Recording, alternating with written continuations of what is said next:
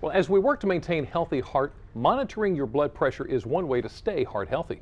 Peninsula Home Care is making sure everyone is in the know by offering free blood pressure screenings throughout Delmarva. Now, it's all part of their Heartbeats tour going on through the end of the month. Brian Spiros joined in on one screening in Salisbury and found out what you need to know. Roughly 68 million people in the U.S. have high blood pressure, and many of them don't even know it. People need to realize that high blood pressure can be deadly. Sandra Russ is a registered nurse with Peninsula Home Care and manager of the Seaford branch. She's part of the Heartbeats tour going on this month as Peninsula Home Care offers free blood pressure screenings open to the public. Explain what you've seen so far doing all of these screenings. Most of them already are on blood pressure medicine, and they're just coming in for us to check it for them, and they put it on their little card. The younger people, they didn't even realize their blood pressure was high. Before talking about what's high and what's low, it's important to understand what blood pressure is all about. It's basically the amount of force blood is exerting on the walls of your arteries as it's pumped from your heart. When someone takes your blood pressure, they're looking at two numbers.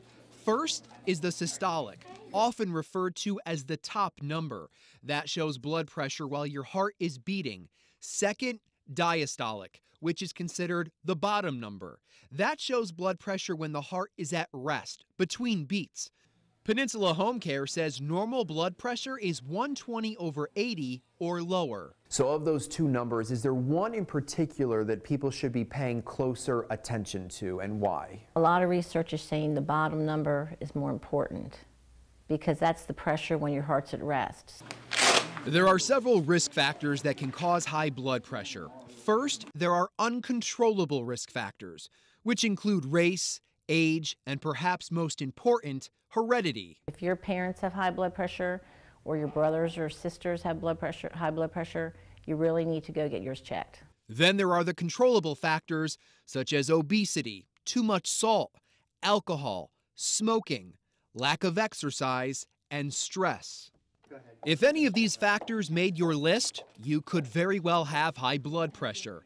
Sandra says your body can also be sending you signs that something is wrong. If you have headaches a lot, because sometimes it's not migraines, it could be your pressure's really high. If you get short of breath when you're doing some exercising, that can affect your blood pressure. If you start sweating a lot, it can be your blood pressure. Or even if you have chest pain, it can be related to your blood pressure. If you experience any of these symptoms, Peninsula Home Care suggests you call your doctor.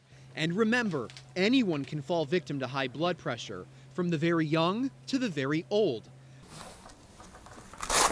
I decided to have my pressure taken during the screening.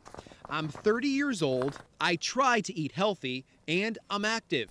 My blood pressure must be fine, right? Okay, it's 162/94. Is that high? Yes, it is. The stress and lack of exercise may be to blame. So Pam took my blood pressure, which was high. What should I be doing from this point on?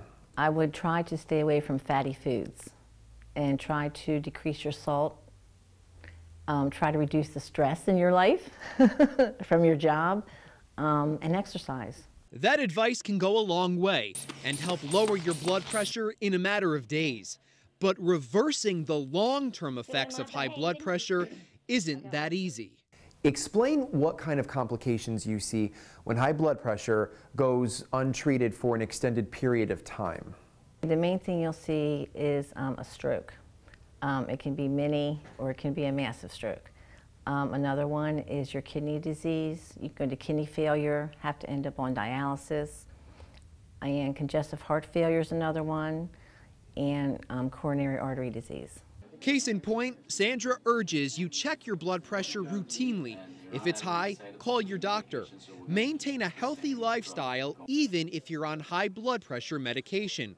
Small steps that can help curb big problems later in life. Well, Brian just mentioned nearly 68 million people have high blood pressure, and if you break those numbers down, that's 1 in 3 adults in the U.S. That means if it's not the guy on this side of you or on that side of you, it might be you.